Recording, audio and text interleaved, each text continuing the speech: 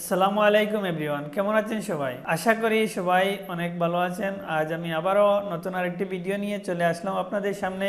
Gradient টুল নিয়ে গত ক্লাসে টুলের অনেক ব্যবহার দেখেছিলাম, টুল নিয়ে বিস্তারিত আলোচনা করেছিলাম। আজকে আমি কিছু অংশ রয়ে গিয়েছে, সেগুলো নিয়ে আমরা বিস্তারিত কাজ দেখব এবং তার প্রপারলি অ্যাপ্লাই কিভাবে করা হয় সেটি নিয়ে একটি প্রজেক্ট আমরা দেখব। তার জন্য আপনারা ভিডিওটি না টেনে সম্পূর্ণ দেখবেন, তাহলে আশা করি নতুন কিছু শিখতে পারবেন। তাহলে চলুন কথা না বাড়িয়ে শুরু করি। আর যারা আমার চ্যানেলে নতুন তারা অবশ্যই চ্যানেলটি সাবস্ক্রাইব করবেন, আর যারা অলরেডি সাবস্ক্রাইব করেছেন তাদেরকে অসংখ্য ধন্যবাদ। আমরা গত ক্লাসে গ্রেডিয়েন্ট টুল এবং কালার প্লেট সম্বন্ধে বিস্তারিত দেখেছিলাম এবং এই জায়গায় তিনটি অপশন রয়েছে, কালার, গ্রেডিয়েন্ট এবং নান, সেগুলো আমরা দেখেছিলাম। যারা এই ভিডিওটি দেখেননি তারা অবশ্যই আমার প্লেলিস্ট থেকে ভিডিওটি দেখে নেবেন। তো আজকে আমরা গ্রেডিয়েন্ট টুলের তৃতীয় অপশন, এখানে আমি গ্রেডিয়েন্ট ক্লিক করার পর আমার গ্রেডিয়েন্ট প্লেটটি চলে এসেছে। এখানে তিনটি তৃতীয় অপশন যেটি রয়েছে ফ্রি ফ্রম গ্রেডিয়েন্ট আমরা কীভাবে কাজ করব, যেটি আমাদের ওল্ড ভার্সনগুলোতে নেই, যেমন সিসি 2019-এ এটা রয়েছে। তাই আমি এটি দেখাবো কিভাবে এই ফ্রি ফ্রম টুলসটি কাজ করে গ্রেডিয়েন্টের। আমরা সাধারণ যে গ্রেডিয়েন্ট ছিল সেগুলোতে আমরা দেখেছি গ্রেডিয়েন্ট স্লাইডারের মাধ্যমে এখানে আমরা কালারগুলো অ্যাপ্লাই করতে পারি। আর ফ্রি ফ্রম গ্রেডিয়েন্ট যখন আমরা ক্লিক করেছি, দেখেন কিনা এই জায়গায় আপনাদের কোনো স্লাইডার নেই, এখানে ডিরেক্ট আমার শেপের উপরে পয়েন্টগুলো চলে এসেছে। এই পয়েন্টগুলোর মাধ্যমে আমরা যদি রেডিয়ালে ক্লিক করি তাহলে এখানে দেখেন এই জায়গা থেকে আমি ডাবল ক্লিক করে সেই কালারগুলো আমি নিয়ে এসে তারপর আমরা এই জায়গায় অ্যাপ্লাই করেছি এখানে কালার নিয়ে আসার পর। কিন্তু আমি যখন ফ্রি ফ্রমে ক্লিক করেছি তখন এখানে দুইটা অপশন দেখতে পাচ্ছি, একটি হচ্ছে গিয়ে পয়েন্ট এবং লাইন হচ্ছে গিয়ে আমি যখন লাইন ক্লিক করব তখন এখান থেকে ঠিক এভাবে লাইন আকারে আমার প্রতিটা লাইনে কি কি কালার আমি অ্যাপ্লাই করব তা আমি এখান থেকে চুজ করে দিতে পারবো। তারপর এখান থেকে আমরা এইচএসপিসি থেকে এই কালার অপশন থেকে হাইড এবং গাঢ় এবং হালকাভাবে এই কালারগুলো নিতে পারবো। এখান থেকে আমরা দেখতে পাচ্ছি এখানে পার্থক্য হচ্ছে গিয়া আমরা গ্রেডিয়েন্ট স্লাইডারের মাধ্যমে কালার অ্যাপ্লাই করতে পারছি, আর ফ্রি ফ্রম এই জায়গায় আমরা সরাসরি এখান থেকে আমরা সরাসরি আমার শেপের উপর থেকে এই পয়েন্টারগুলো চলে এসেছে, এখান থেকে আমি কালারগুলো চুজ করে ডাবল ক্লিক করলে এই জায়গায় কালারগুলো রয়েছে, সেই কালারগুলো আমরা এখান থেকে অ্যাপ্লাই করে দিতে পারবো। তারপর আমরা এখান থেকে এই জায়গায় কালারের অপশনগুলো চলে এসেছে কমপ্লিটলি। তো আপনারা ফ্রি ফ্রম অপশন থেকে আপনারা আপনাদের ইচ্ছা মতো পয়েন্টারগুলো এখানে ক্লিক করে অ্যাড করতে পারবেন। জাস্ট এখানে পয়েন্ট যখন আমি ক্লিক করেছি তখন কিন্তু আমার যে লাইন যেটি সেটি চলে গেছে। অলরেডি মাউস কার্সারের পাশে প্লাস রয়েছে, আমি বাইরে যখন এখানে মাউসটি মুভ করছি তখন দেখেন একটি প্লাস চিহ্ন রয়েছে, আমি ক্লিক করার মাত্র সেই আমার কালার পয়েন্টারটি চলে আসবে, আর আমি এই জায়গা থেকে আমার ইচ্ছা মতো আমি কালারগুলো দিতে পারবো। এটি হচ্ছে একটি সুবিধা। দেখেন এখানে আমরা ফ্লুইড ব্যাকগ্রাউন্ডের ক্ষেত্রে অনেক সময় এই ধরনের ব্যাকগ্রাউন্ড, বিভিন্ন কালারের ব্যাকগ্রাউন্ড আমরা দেখে থাকি, সেগুলা আগের ভার্সনে আমরা মেশ টুল অথবা গ্রেডিয়েন্ট অ্যাপ্লাই করে গ্রেডিয়েন্টের এই অপশনগুলো স্লাইডার অ্যাপ্লাই করে আমরা নিতে হতো, কিন্তু এখন বর্তমানে যে এই অপশনটির কারণে আমরা ডিরেক্ট এখান থেকে আমরা আমাদের চাহিদা মতো কালার অ্যাপ্লাই করতে পারবো। তো আপনারা বুঝতে পারছেন এখান থেকে আবার আমি যদি এই কালারটি আমি ডিলিট করতে চাই তাহলে এটি সিলেক্ট করে ডিলিট অপশনে ক্লিক করলে আমার এই কালারটি চলে যাবে। আবার যদি নিয়ে আসতে চাই জাস্ট আমি এখানে মাউস পয়েন্টার রেখে প্লাস চিহ্নতে ক্লিক আসার পর আমি মাউসের লেফট বাটন ক্লিক করলেই সেটি চলে আসবে। তাহলে আপনারা বুঝতে পারছেন আমরা কিভাবে ফ্রিডম কালারগুলো অ্যাপ্লাই করতে পারি। এখানে যদি আমি একটি ইলিপস এই জায়গায় নেই তাহলে এখান থেকে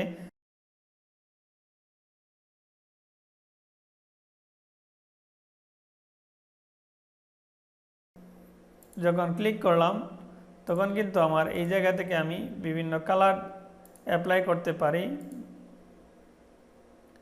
এখানে ঠিক এই দুইটির মধ্যেখানে আমি একটি কালার অ্যাপ্লাই করব। একটি ইলিপসের ভিতরে আমরা অনেকগুলা কালার অ্যাপ্লাই করতে পারি। তাহলে খুব সহজে, যে ফ্রিডম এই অপশনের মাধ্যমে। আপনারা বুঝতে পারছেন কিভাবে আমরা এই কাজটি করেছি। তাহলে চলুন আমরা গ্রেডিয়েন্ট নিয়ে কিছু একটা তৈরি করে দেখে আসি কিভাবে সেটি তৈরি করতে হয়। নতুন আমি একটা প্রজেক্ট তৈরি করব গ্রেডিয়েন্ট টুলের উপরে। গ্রেডিয়েন্ট টুল নিয়ে আমি প্রথমে একটা ইলিপস ড্র করব। আমি ইলিপস টুল নিয়ে একটা ইলিপস ড্র করলাম। তারপর এখান থেকে আমি স্ট্রোকটা দিলাম। স্ট্রোকটা দেওয়ার পর আমি স্ট্রোকের কালারটা আমি চেঞ্জ করে দিলাম। আমার ইলিপসটা প্রপারলি হয়নি।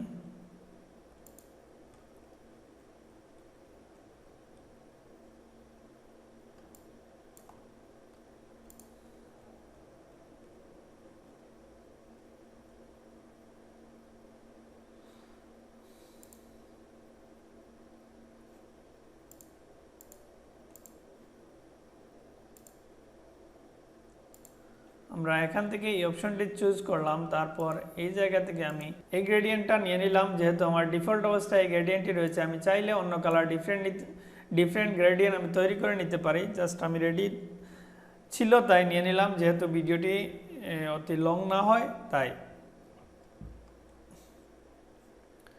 তারপর এখান থেকে আমি এটাকে জাস্ট ড্রাগ করে, অল্টার প্রেস করে ড্রাগ করে আমি নিচে নিয়ে আসলাম।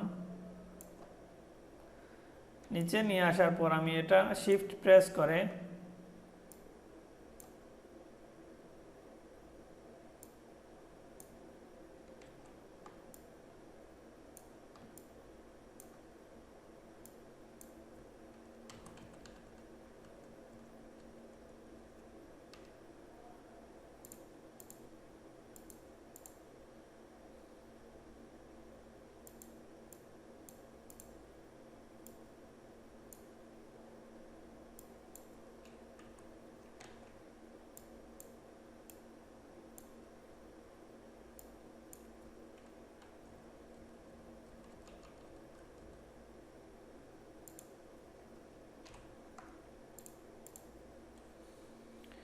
আমি এখন এই পয়েন্টারগুলা রিমুভ করে দেব।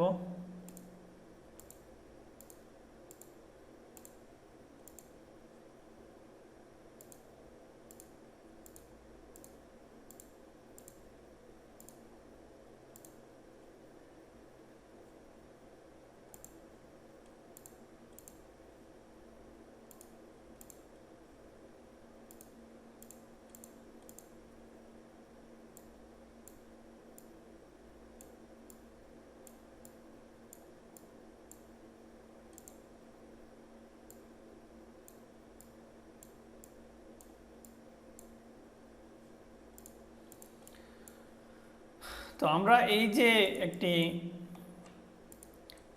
যে একটি ইফেক্ট তৈরি করেছি, এই ইফেক্টটি আপনারা খুব সহজে এই গ্রেডিয়েন্ট অপশন দিয়ে তৈরি করতে পারেন। আমি এটির এখন ব্যাকগ্রাউন্ড দেব। ব্যাকগ্রাউন্ডটা দেওয়ার জন্য আমি আমার আর্টবোর্ডের সেম সাইজের আমি একটা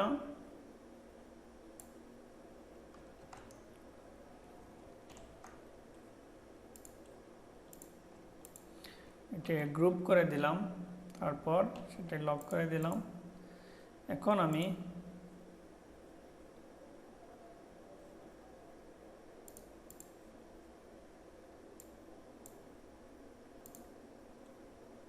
রিভার্স করে দেই।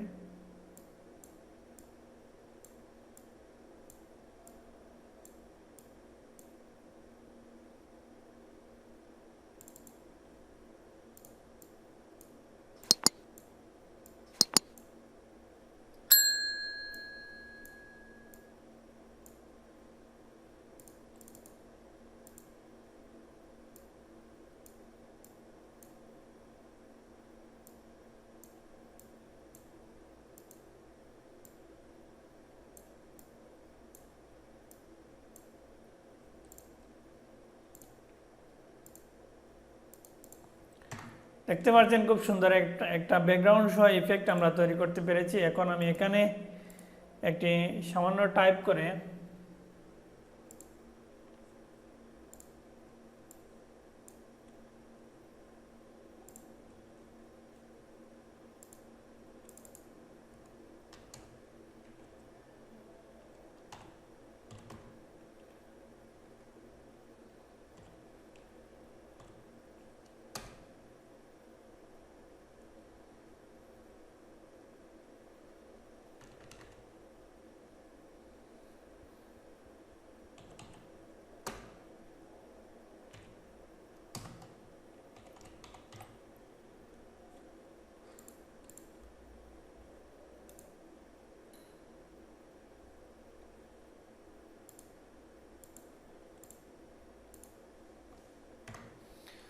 আমরা একটা ব্যাকগ্রাউন্ড খুব সহজে তৈরি করে ফেললাম। আপনারা চাইলে এখান থেকে আমরা এই ইলিপসের আমরা স্ট্রোকটা আরো একটু বাড়িয়ে দিতে পারি।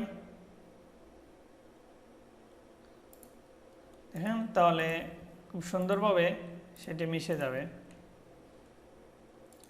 আমি গ্রুপ আনগ্রুপ করলাম, তারপর এখান থেকে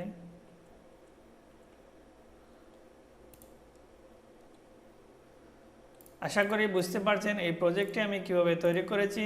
আর যদি তাহলে ভিডিওটি আর বেশি লম্বা করব না, আজ এই পর্যন্তই। ভালো থাকবেন, সুস্থ থাকবেন, দেখা হবে পরবর্তী ভিডিওতে। আল্লাহ হাফিজ।